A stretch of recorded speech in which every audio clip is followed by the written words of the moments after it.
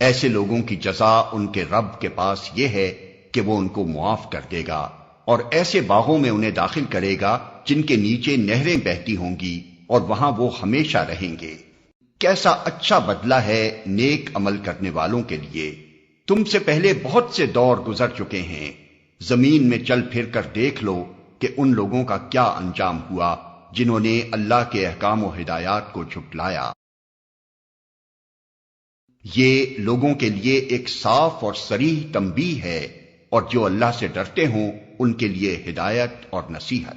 دل شکستہ نہ ہو، غم نہ کرو، تم ہی غالب رہو گے اگر تم مومن ہو۔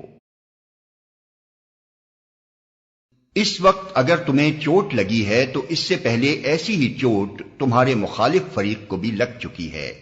یہ تو زمانے کے نشیب و فراز ہیں جنہیں ہم لوگوں کے درمیان گردش دیتے رہتے ہیں۔ تم پر یہ وقت اس لیے لایا گیا کہ اللہ دیکھنا چاہتا تھا کہ تم میں سچے مومن کون ہیں، اور ان لوگوں کو چھانٹ لینا چاہتا تھا جو واقعی راستی کے گواہ ہوں، کیونکہ ظالم لوگ اللہ کو پسند نہیں ہیں۔ ایسی ہی چوٹ تمہارے مخالف فریق کو بھی لگ چکی ہے۔ اشارہ ہے جنگ بدر کی طرف، اور کہنے کا مطلب یہ ہے کہ جب اس چوٹ کو کھا کر کافر پست ہمت نہ ہوئے تو اس چوٹ پر تم کیوں ہمت ہارو؟ ان لوگوں کو چھانٹ لینا چاہتا تھا جو واقعی راستی کے گواہ ہوں۔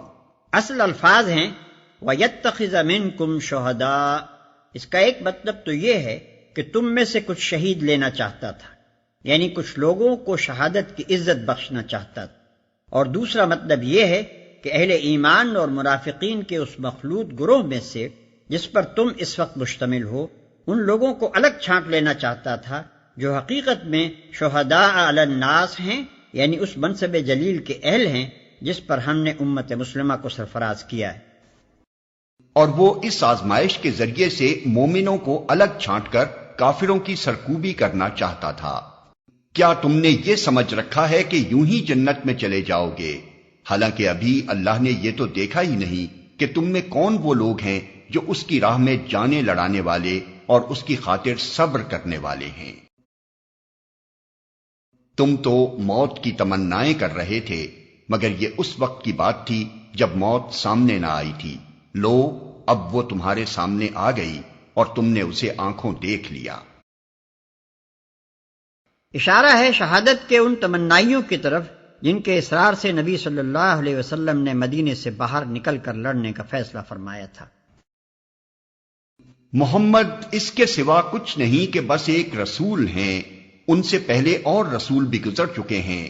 پھر کیا اگر وہ مر جائیں یا قتل کر دیے جائیں تو تم لوگ الٹے پاؤں پھر جاؤ گے؟ یاد رکھو، جو الٹا پھرے گا وہ اللہ کا کچھ نقصان نہ کرے گا، البتہ جو اللہ کے شکر گزار بندے بن کر رہیں گے انہیں وہ اس کی جزا دے گا۔ تو تم لوگ الٹے پاؤں پھر جاؤ گے۔ جب نبی صلی اللہ علیہ وسلم کی شہادت کی خبر مشہور ہوئی تو اکثر صحابہ کی ہمتیں چھوٹ گئیں۔ اس حالت میں منافقین نے، جو مسلمانوں کے ساتھ ہی لگے ہوئے تھے، کہنا شروع کیا کہ چلو عبداللہ ابن ابی کے پاس چلیں تاکہ وہ ہمارے لیے ابو سفیان سے امان لے دے، اور بعض نے یہاں تک کہہ ڈالا کہ اگر محمد صلی اللہ علیہ وسلم خدا کے رسول ہوتے تو قتل کیسے ہوتے، چلو اب دین آبائی کی طرف لوٹ چلیں۔ انہی باتوں کے جواب میں ارشاد ہو رہا ہے کہ اگر تمہاری حق پرستی محض محمد صلی اللہ علیہ وسلم کی شخصیت سے وابستہ ہے اور تمہارا اسلام ایسا سست بنیاد ہے کہ محمد صلی اللہ علیہ وسلم کے دنیا سے رخصت ہوتے ہی تم اسی کفر کی طرف پلٹ جاؤ گے جس سے نکل کر آئے تھے، تو اللہ کے دین کو تمہاری ضرورت نہیں ہے۔ کوئی ذی روح اللہ کے اذن کے بغیر نہیں مر سکتا، موت کا وقت تو لکھا ہوا ہے۔ جو شخص ثواب دنیا کے ارادے سے کام کرے گا اس کو ہم دنیا ہی میں سے دیں گے، اور جو ثواب آخرت کے ارادے سے کام کرے گا وہ آخرت کا ثواب پائے گا، اور شکر کرنے والوں کو ہم ان کی جزا ضرور عطا کریں گے۔ موت کا وقت تو لکھا ہوا ہے۔ اس سے یہ بات مسلمانوں کے ذہن نشین کرنا مقصود ہے کہ موت کے خوف سے تمہارا بھاگنا فضول ہے۔ کوئی شخص نہ تو اللہ کے مقرر کیے ہوئے وقت سے پہلے مر سکتا ہے اور نہ اس کے بعد جی سکتا ہے، لہذا تم کو فکر موت سے بچنے کی نہیں بلکہ اس بات کی ہونی چاہیے کہ زندگی کی جو مہلت بھی تمہیں حاصل ہے اس میں تمہاری سعی و جہد کا مقصود کیا ہے، دنیا یا آخرت؟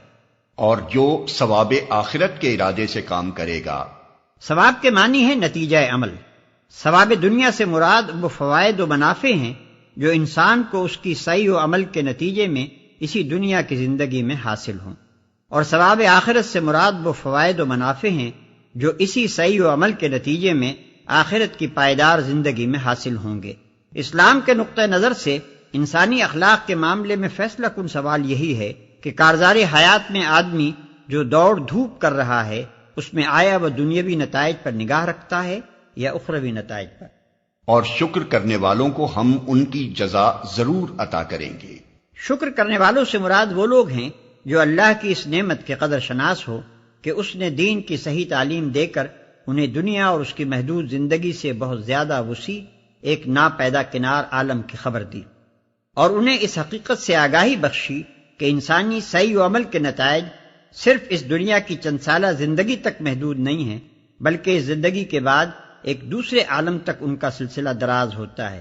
یہ وسعت نظر اور یہ دوربینی و عاقبت اندیشی حاصل ہو جانے کے بعد جو شخص اپنی کوششوں اور محنتوں کو اس دنیاوی زندگی کے ابتدائی مرحلے میں بار آور ہوتے نہ دیکھے یا ان کا برعکس نتیجہ نکلتا دیکھے، اور اس کے باوجود اللہ کے بھروسے پر وہ کام کرتا چلا جائے جس کے متعلق اللہ نے اسے یقین دلایا ہے کہ بہرحال آخرت میں اس کا نتیجہ اچھا ہی نکلے گا، وہ شکر گزار بندہ ہے۔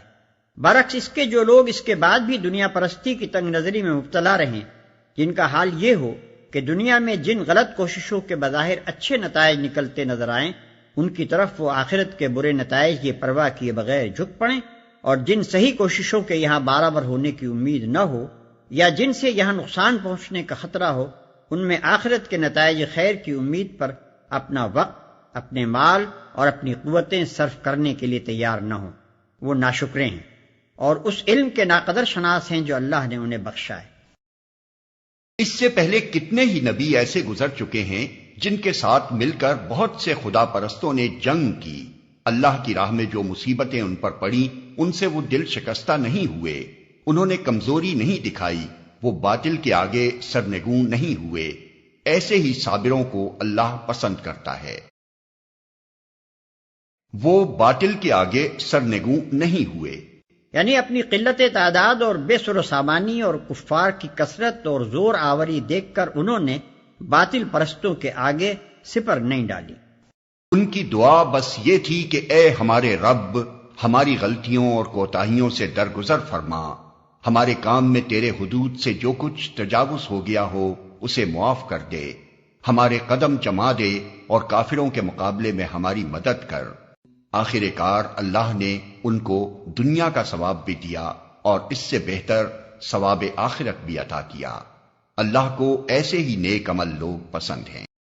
اے لوگو جو ایمان لائے ہو، اگر تم ان لوگوں کے اشاروں پر چلو گے جنہوں نے کفر کی راہ اختیار کی ہے تو وہ تم کو الٹا پھیر لے جائیں گے اور تم نامراد ہو جاؤ گے۔